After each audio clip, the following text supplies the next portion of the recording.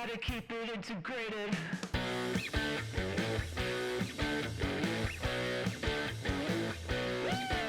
Hi, welcome to Keep It Integrated, the show where we talk about everything ad PR, of course focusing on the integrated. This is our first episode, and I'd like to welcome you to the beautiful studio here at the University of Hartford in the School of Communication. We're hosting this great panel of creative folks and marketing strategists and media folks so that we can unpack the kind of all of the things behind those Super Bowl ads that we loved from Sunday night. So the Rams may have won the game, but we're going to talk about which ads and which brands won the hearts and minds of consumers. So as we get started, let me just introduce our panel. We have Toni Ragozzino, who is Digital Director of OTT at Jamloop. We have Myrani Alvarado, who is a marketing strategist at Worx, and also, fun fact, a double alumni of the University of Hartford, both BA and MA. And then we also have Sean Crane, who is the Chief Creative Officer at Mintz Hoke. So as you can tell, we have a lot of talented professionals with expertise in really all of the areas that I think are really important to these Super Bowl ads.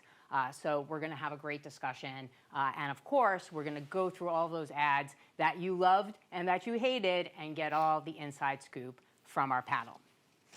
So as we get started, throw out a couple of questions. Let me start with Toni, or actually, open to our field. A little bit on the media side. Obviously, the Super Bowl is a huge media event.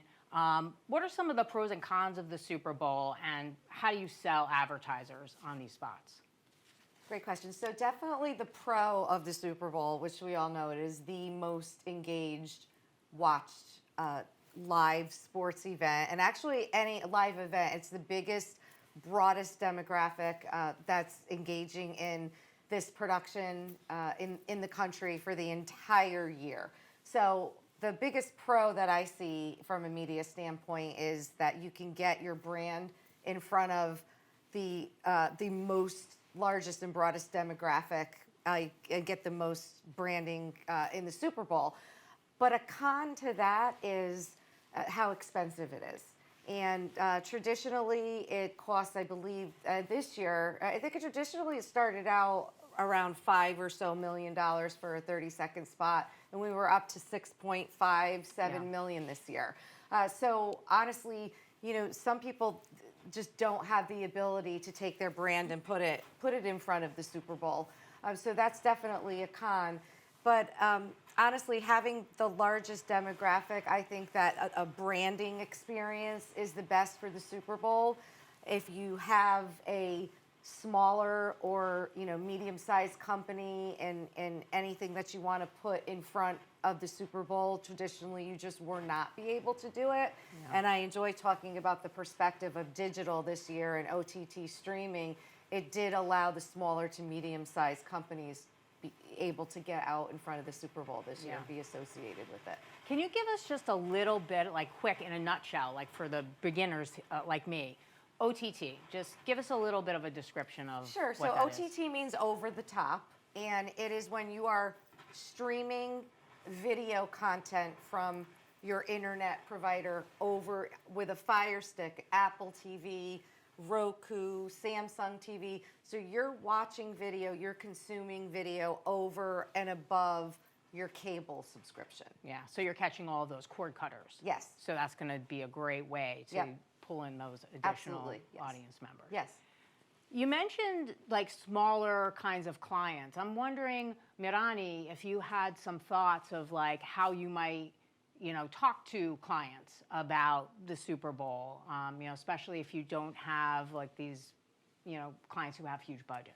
Yeah, definitely. I think I've definitely had some clients come up to me and ask, well, how do I get on the Super Bowl? Well, it depends on, what your constraints are, right? For the smaller clients who are constrained by budget, you're going to want to look at different avenues to kind of get to people. There are multiple touch points. It's about being timely and delivering the right messages at the right time and the right channels, right? For an existing brand that's done the Super Bowl before, it's an opportunity to deliver a new message for yourself. For a new brand, it's opportunity to kind of separate yourself from the pack, right? But again, if you are a smaller client, if you're more of a local kind of customer base, you want to look at different audiences or different, channels that'll help you get to those touch points. And then it also depends on what your outcome, your desired outcome is. Is it brand awareness? Is it consideration or comparison? Is it lead generation? Are you trying to build revenue? So there's lots of things to consider, especially if you're a smaller client. Yeah, that's interesting. I'm trying to think of our Super Bowl ads and, those real nuts and bolts of what we're trying to do marketing-wise, and just how much do these ads fulfill those kinds of objectives. I was wondering, does anyone have any thoughts on that, of some of the objectives that maybe are actually being achieved? Well, I would just add that there's buying the spot on the game, the $6.5 million spot, and then there's getting creative about ways of being part of that conversation without buying a spot. Do you create a Twitter campaign, around the game? You have to say the big game. You can't say Super Bowl. But I've seen a lot of brands that have inserted themselves right in the middle of the conversation without actually buying a spot, by using creativity and interesting media to do that. Yeah, there's a great term that we love to see in marketing books, and I'm never, students always ask about it, this idea of guerrilla marketing. Mm-hmm. Is that kind of what they mean by that, guerrilla marketing, is when you kind of subvert things and maybe go around? Yeah, you're being sneaky. You're finding a way to get yourself in there without, years ago we did it for Volvo. They couldn't afford a spot on the game, but they wanted to be part of it, so we ran a campaign, for a week before the game. Anytime another car brand, their spot comes on, tweet why someone you love should win a free Volvo. And we ended up being the #1 trending car that night. We called it the Great Interception. So with zero spend on the game, we were able to kind of be right in the middle of that conversation. Right, and that speaks a lot too to the idea of engagement. One of the things that I saw as, I guess, some of the facts that came out after the Super Bowl was that a Super Bowl commercial has garners about 4 times as much engagement as a regular commercial. But you've kind of proved that we can get engagement in a lot of different ways. Yeah, and also when we talk about that, and Toni could probably speak more on this, but when we talk about that 30 seconds or that 60 seconds during the game, that's not the only thing you're buying. You're buying the 2 weeks leading up to that, all the hype, all the media outlets talking about the spots that are going to be on the game, putting out a teaser spot. A lot of people are doing that. They're not even doing that anymore. They're leaking the entire spot before the game, so that because everyone wants to see what those spots. So by the time the game airs, you've already seen most of the spots anyway. And then there's stuff like this. The game was on Sunday. We're on Wednesday. We're still talking about it, and people will be talking about it for another, at least another 2 weeks. The hype around the game. So you're getting, as an advertiser, you're getting that month, of hype around the single spot, the single 30 seconds that you ran during the game. Yeah. And just to add, if I may, of what he was saying, what you're getting now is, especially with streaming and digital and internet banner, you're getting the ability to be a part of the Super Bowl. So with streaming, you can buy impressions in a certain zip code, in a certain area with a certain age demographic. And folks might be streaming highlights from the Super Bowl, the halftime report, the recaps, the sideline recaps were all going on NFL.com, on Fubo TV. And to have those less expensive impressions, you were able to be a part of the Super Bowl without actually buying the 30-second spot. Yeah. Sometimes you forget, it's a week later, and you're like, oh yeah, those guys were that brand was on the Super Bowl, but they weren't. You just thought they were because exactly you saw them. They were active. Yeah.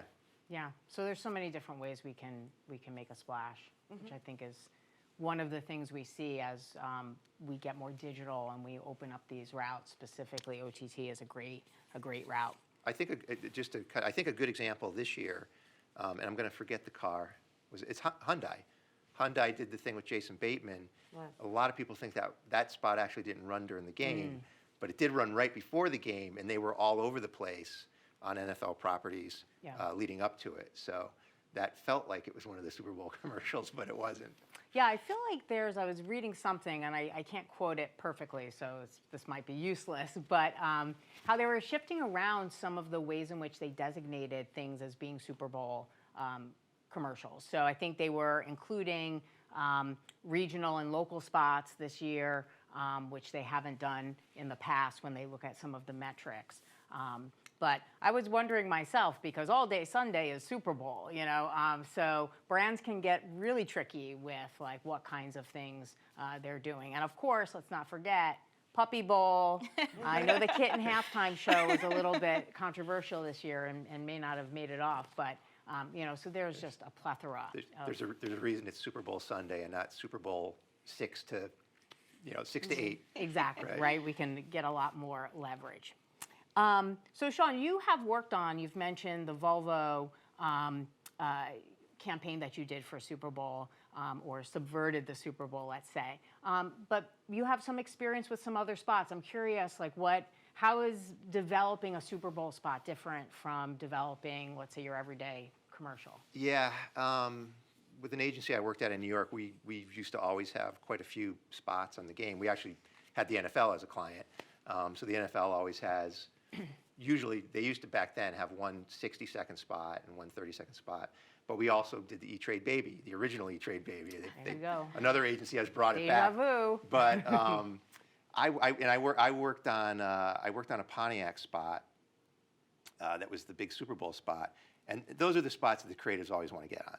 You always want to be part of the Super Bowl. In the case of the E-Trade Baby, everyone in the agency would be working on.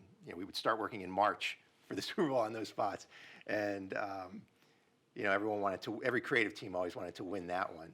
But so there is a lot of, I almost think that clients tend to overthink Super Bowl spots because there's so much scrutiny on the, so and because of that, I think the quality of the creative is kind of dumbed down because, and we saw it this year, a lot of tricks that have worked in the past are redone over and over again. And so that's the frustrating part about it as a creative, is that clients are really, they start overthinking it, and they start thinking that they have to do the celebrity, and they have to, it has to have a certain kind of entertainment value, a lot of slapstick type humor. But yeah, it was Pontiac. That year was the year that, I'll date myself here. That year was the year that the auto industry was getting bailed out, and GM had a lot of spots on the game between Cadillac and Chevy, right? Yeah, Chevy's GM. And they didn't want to make it look like they were spending too much money after government they got bailed money. out. So a few days before the game, the Pontiac spot got put on the back burner and pulled from the game, and we saved it for, I don't know, the Oscars or something.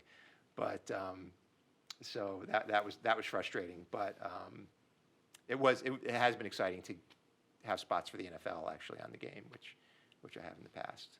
Great. So this is probably a great time we can maybe think about some of the ads and take a look at, the top 10 ads from, we're using USA Today, which, we talk about this engagement, we talk about the extra mileage that these ads get. Like even a media like USA Today, they've got their ad meter, like anyone can vote on this thing. Like they're promoting these Super Bowl ads, and they're getting more and more views just by people who are participating in this particular, game. Thumbs up, thumbs down. So we're going to do a thumbs up, thumbs down. I think we have the list of the top 10 ads, so we'll see if we can go through this. So I'm going to start from number 10, okay? And remember, this is America voting. Well, maybe outside of America too. So the number 10th most popular ad, E-Trade, the off-grid. We saw the baby come back. What do you think? Thumbs up, thumbs down? It's neutral. Oh, on that one. you tricked, yeah.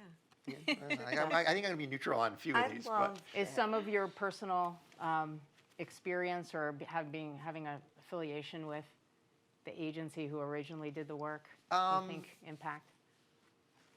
It was just kind of like had been done. It's kind of the same thing again. Yeah, You know.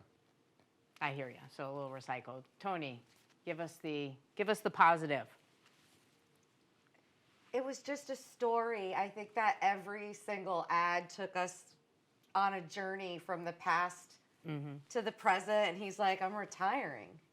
And we were bothering. Like, I just thought it was clever. I love it. Yeah. You know, he's like, hey, leave me alone. I'm retired. I remember the first time that aired, and it just every year we got to see the baby, and now he's trying to say, I'm retired, leave me alone. And the ridiculousness still a that he's baby. still the same Yeah. age. And then the talking driver, like, I remembered it. I remember Yeah. the whole thing. He's a I saw I in one of loved the things it. they talked about. Is this sort of a Dexter thing? He's a lumberjack in the North Yeah, Woods it's now. just awesome. He was a retired baby. Yeah. It's great. So nostalgia is a good pitch, especially in today's kind of day and age. It's going to have a lot of resonance. All right, let's see. Number 9 was Toyota the Joneses. I don't have my card, so I'm gonna. Which one? You're half and half, or are you? I'm indifferent. Okay. Yeah. Okay. Yeah. All right. I might be red indifferent on this one as opposed to green indifferent on the last Oh one. my God. Myrani, thumbs what's up or your thumbs indifference down? coming from? So, Make up your mind. so I love Nick Jonas as much as the next gal, but I think it could have stopped before he got there. I love you, Nick Jonas. You are my first love, but I don't know. It seemed kind of overdone with more than 4 celebrity endorsements is kind of you get to a point where you're like, okay, how many celebrities can we fit in one spot? Yeah. It was funny. I had a little chuckle, but at the end of the day, was it gonna? Am I gonna buy a car from them? I don't know. I don't know if it made me. I don't know if it sold me. Nick needed his own 30, right? Yeah, he could have done his own spot, and he could have just stood there in the camera, and we would have bought whatever he was selling. What do you think the choices of those celebrities? Do they kind of tether back to targets that they might be wanting to reach? Maybe that's the fourth. So broad. The extra one is to make sure we haven't missed a segment. Yeah. Sorry, go ahead. I was going to say, I think it was clear from a lot of things about the game that 40-something is like even the halftime show, right? There's a certain demographic that, age-wise at least, that was being targeted with, Cable Guy, Sopranos. The 80s music. There's a lot. There's music from the Breakfast Club. Yeah. I noticed that because I'm an 80s. Yeah. There's a lot of young people that might not have gotten a lot of those references. That was my fear specifically with Chevy, right? With the Sopranos. Yeah. With that Silverado ad that. Yeah, it might not fly. It was a cool vibe because it's one of the greatest title sequences of all time with one of the greatest tracks. But I think a lot of people probably, right. You need to be a little older to really get it. And are you going to buy this electric pickup truck? But back to what you asked, excuse me, I'm sorry. It did encompass all of the age demographics. Yeah. Yes, to speak to everyone that night.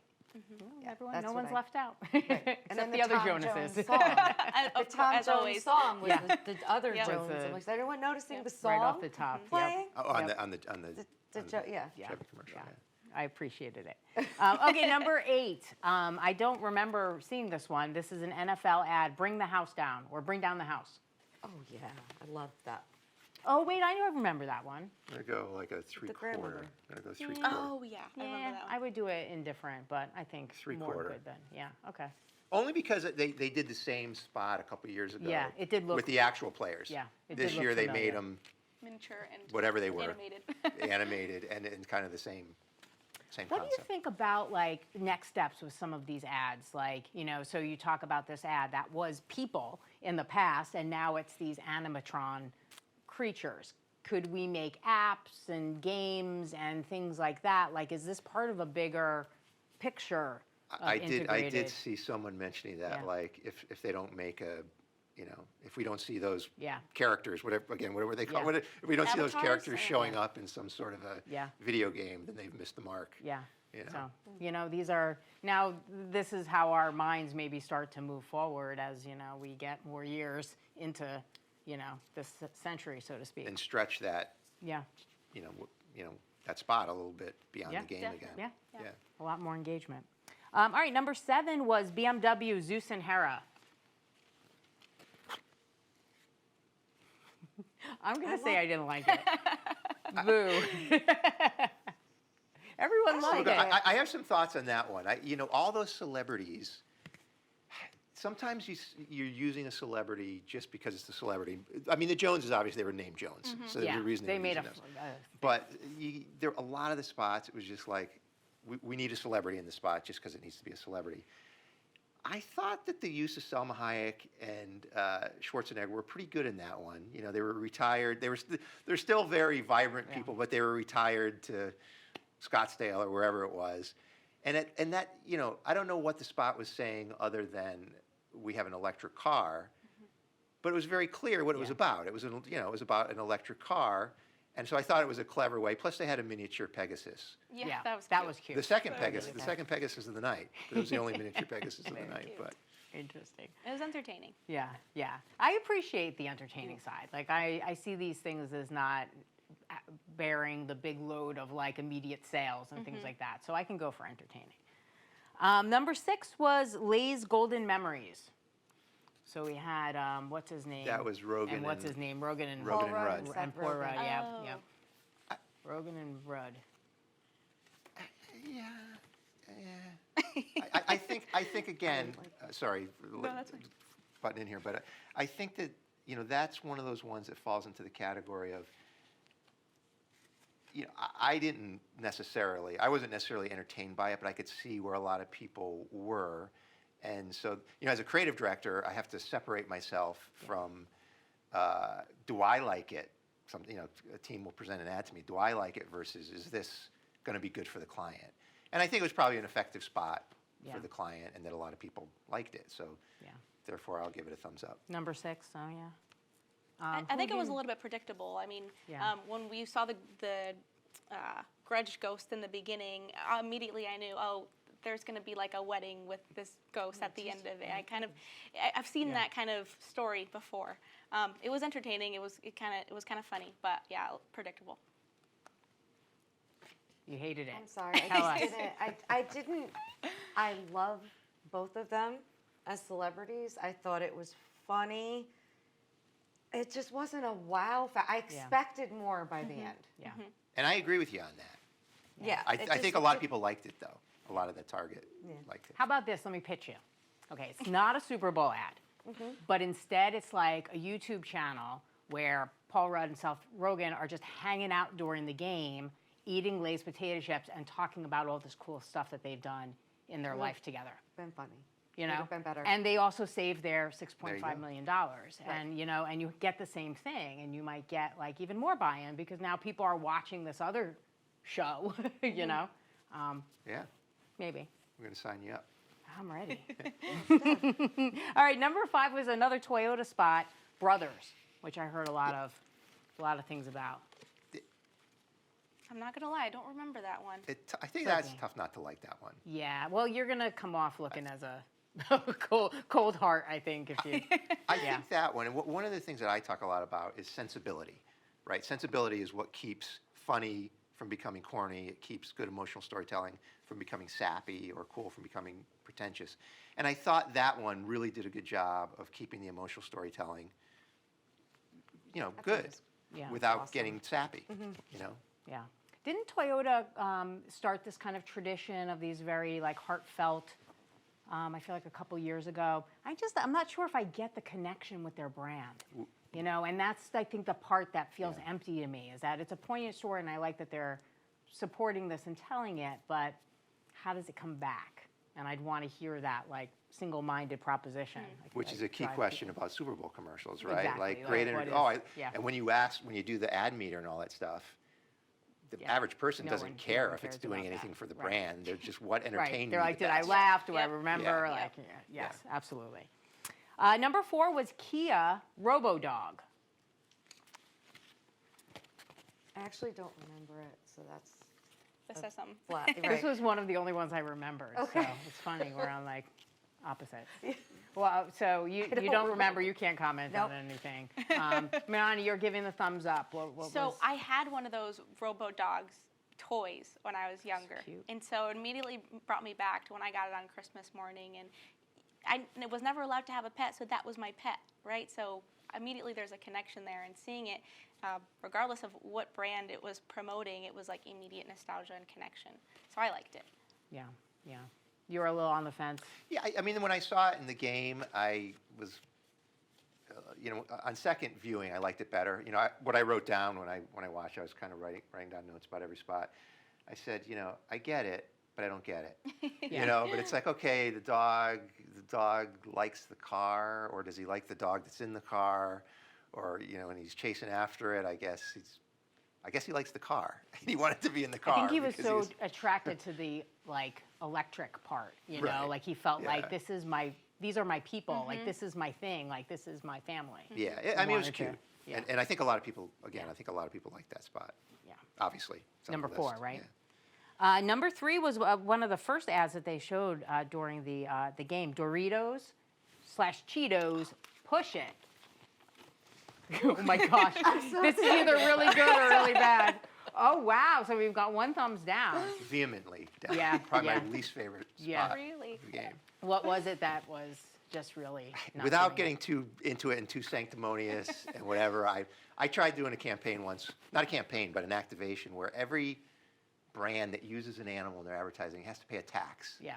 That goes back to the wildlife. Because all these brands, Right, they use yeah. animals and they don't, and animals have done wonders for brands. Yeah. And let's do something where we get back. But it was my mom's favorite spot. It was my dad's favorite spot.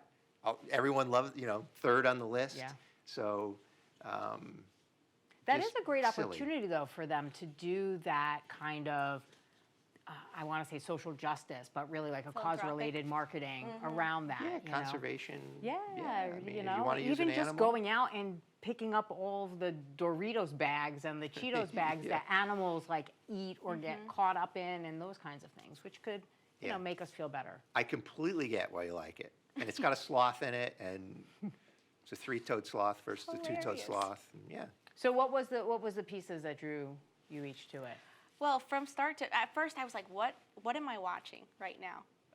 And then quickly it turned into, oh, this is a sick beat, right? Yeah, And then yeah. it was hilarious to me, and I found it extremely entertaining and fitting for Doritos. Yeah, yeah.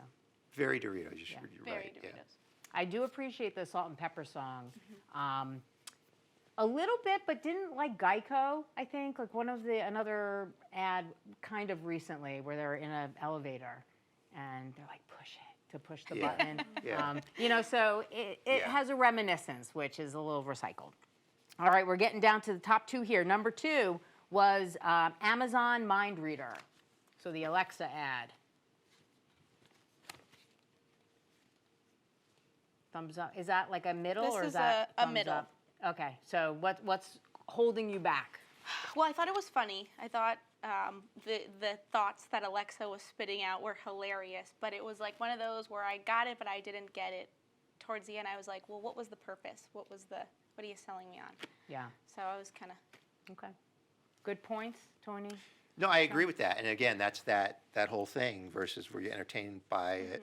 Did you get a message from it about the client? Did you learn something about what Alexa can do that you didn't know before? And I would agree with that. I mean, I happen to like Colin Jost and Scarlett Johansson, and I thought that it was from a creative standpoint, I thought it was well produced and well acted, and better be well acted. And, Yeah.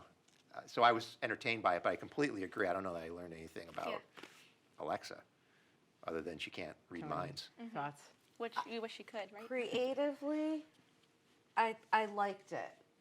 Entertain, you know what I mean? As a person watching Yeah. a commercial and thinking, oh, that was great. I come from the space where it could have been a little bit invasive when people are afraid of Alexa. Yeah, so it's not necessarily Maybe, casting they're it in a good reading my light. mind, Yeah. you know, maybe like- that's what they were trying to say, though. Alexa cannot read your mind, so it's a good just thing. She doesn't- can't. It's like It was just, I come don't full know. circle. Yeah. I worried if Scarlett Johansson and Colin Jost actually like eclipsed the product, like their relationship being as big as it is, and people being kind of like, oh, it's really weird that they're together, isn't it? You know, because there's like all that chatter. I've got a thought on that, not on that commercial, but and I know it's not in the list. I think the Planet Fitness commercial did a lot more for Lindsay Lohan than it did Yes. for For Planet Fitness. Fitness. I mean, Yeah. making fun Yes. of, poking fun of herself like that. She's going to have and she's coming up in a movie. She's Yeah. going to have a career Yeah. resurgence it's gonna- because she can laugh at herself. I did like that ad, though. Yeah. But I did you're right, too. it's not on the list. So what do you think the top one is? Well, I know what it is because I Oh, you've looked at the ad meter. Okay. Yeah. All right. Have you looked at it? What would you guess? No, I haven't looked at it. Go ahead. Who knows? This is I don't know. the year of The one that's sticking out to me is Polestar, but I don't know if that Okay. made number All one. right. can I give a clue? Yeah. So it's number one on the list. Oh, I'm sorry. No, I'm thinking the opposite. I'm thinking the last one on the list, which was the number one engagement. Oh, yeah. I'm What not is known number for one? sure. Well, that's what I'm saying. It seems like this list is weird. creative. It's more, yeah, it's more, because nothing I was about to tell you, which was my Okay. favorite, is on the list. All right, well, let's do But- the last one, and then Let's we'll do the come last back to one. our That's what I'm favorite saying. ones. I Yeah. don't So wanna the number one ad was Rocket Homes, Rocket Right. Mortgage, Right. Dream House. Barbie. Didn't Was like the ad that for one. Barbie or was it for Rocket? Well, the teasers made it seem like Barbie. there was going to be a new Barbie, and I was excited. And then it wasn't about Barbie. It was just Yeah, all over the place. Uh-huh. kind of in the middle. You're, meh. Oh, Where are you? There's too much going Yeah, on. yeah. I'm going to go diagonal.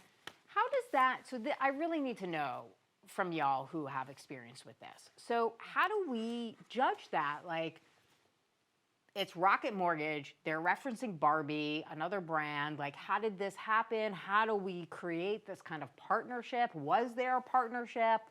How do all of these brands kind of pop up in this ad? Who paid for it is what I want to know. I did an ad with Barbies once for a water park in Denver. I don't think we never got any clearance from Barbies, but that was a local water park in Denver. This is a Super Bowl ad. Hopefully it was under the radar, Yeah, right? Yeah. Yeah. That's a good question, Yeah. actually. I didn't think about that when Yeah. seeing it. My thought was that I was worried that Anna Kendrick was going to go too far into her self-parody, which she yeah. does sometimes and Yeah. can become annoying. Right. And I felt that she didn't, and I was happy to see that.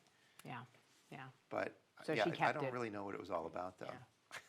I agree. It was a lot going on in that spot. I get the Barbie Dream House connection maybe, and the generation, there's a generation now that played with Barbies growing up, and now we're looking at buying Yeah. houses or, Yeah. so maybe there's that, but. So again, we've got all this nostalgia, Yeah. you know.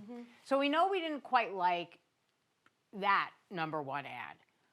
What were y'all's favorite? Like, let's kind of just maybe quickly go 1, 2, 3 and see whoever wants to start, Sean or Toni, since you're on the edges here. Oh, okay. You have a good one? Mine was the Polestar. I thought Yeah. it was absolutely brilliant. It was just black. It had the little, no celebrities, no, and it actually blew up Google Yeah. because everyone was searching what it was. Then they got all of their information and education from Googling Yeah. Polestar.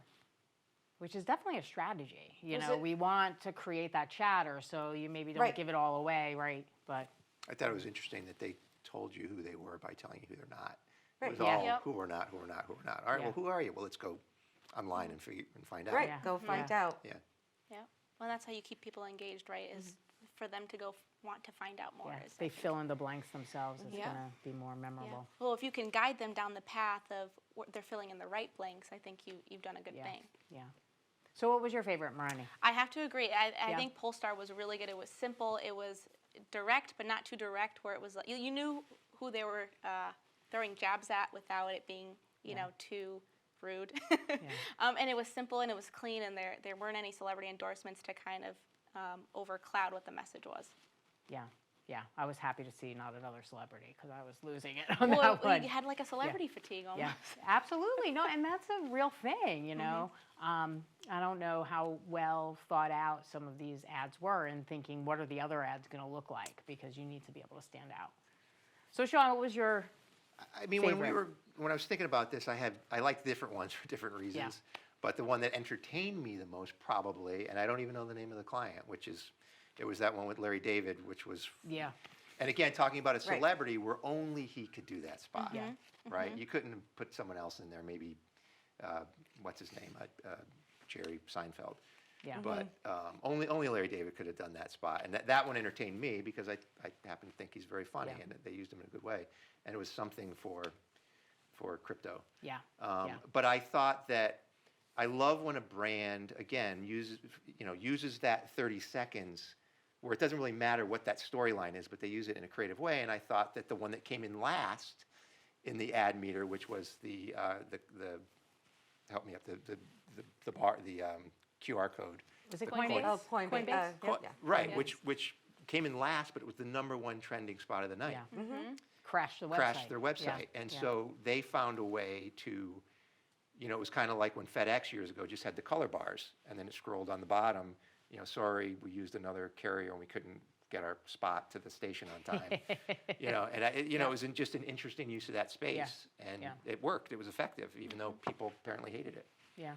Or at least the general Enough people population click hated it. through, Yeah. so that's proof is in the pudding, Well, right? this is their era of the QR code. I think everybody's Yeah. using QR codes left and right, so immediately you know what that box is for. Right. There was no thinking involved, you know. Yeah. Which is funny because it's kind of like an old school thing, but now, Finally, people 'cause are I think 'cause taking finally- off, yeah. Because finally gosh, phones, it's you been just a- have to yeah. point them. Right. Like Yeah. in the old days, you had to have an app. And you Yeah, had to- Yeah. exactly. All right, so we heard some goods, we heard some bads, we all have our favorites. Final thoughts here. I don't know, I'm curious to hear, what are your advice, or what advice can you give to Super Bowl advertisers for next year? So this is our speed round of final thoughts. From my perspective, keep it simple and make it more about engagement in the Super Bowl, not the one spot. I thought you were going to give a shout out to our show here, Keep It Integrated, because that might be my advice. That's what I was saying. I was Yeah. trying to be quick. Thank you, Toni. Myrani, last words of advice. I would say think the whole process through, like end to end. What do you want people to feel? What do you want them to experience? And can you do things before the big game? Can you do things after? Can you do things in the middle where people weren't paying attention to the game but are hyper-focused because there's a big thing going on in the world? Pay attention. Good. That's good advice always. I'm going to say keep it integrated. No, I'm just kidding. I think you know why you're doing a spot in the first place, right? Is it okay just to entertain people? Because what are you really getting for your $6.5 million if you're doing that? Or are you going to use that creativity to actually, talk about a feature of whatever it is you're selling, and creatively don't overthink it, because it's probably going to be better if you don't. Yeah. So I feel like it's like don't get overwhelmed by the risk. Don't focus group it, Right. because then you're going to dumb it down. Yeah. The more people you ask, the more it's going to get dumbed down before you get it out there. Now, for all the students involved, please focus group it. Rule number 1, make sure we do research. So there we have it. That's the Super Bowl in a nutshell. You've made it through the first episode of Keep It Integrated. We're going to have more episodes coming regularly on this YouTube channel, so keep an eye out. Also, keep an eye out, because I know that we have a super secret new online MA, master's degree in integrated communication coming to the University of Hartford. So you'll be seeing that soon, so keep an eye out. I'd like to thank Toni, Myrani, and Sean. Thank you so much for being with us tonight. And you know what I'm going to say.